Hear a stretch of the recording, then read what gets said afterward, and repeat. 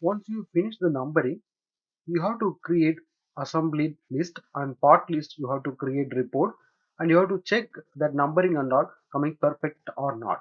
So I just select whole object like this. So when you make a report, you have to select here, select object in component. Then go to drawing and report, select here report.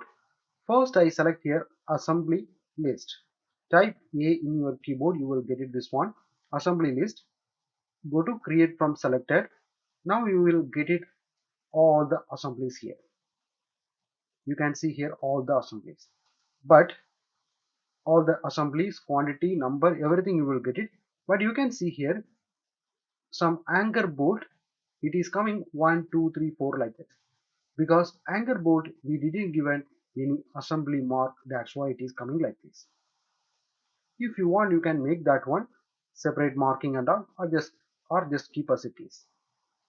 So this is the assembly mark, and here it is quantity and profile name, everything you can see here. And this is total weight and all, you will get it down. This is the total weight, and here it is total surface area. Total you will get it this much assembly. Now I just close this one, then close this one, select the object again, then go to the report again, select here part list, type P in your keyboard, you will get it part list. Then go to create from selected.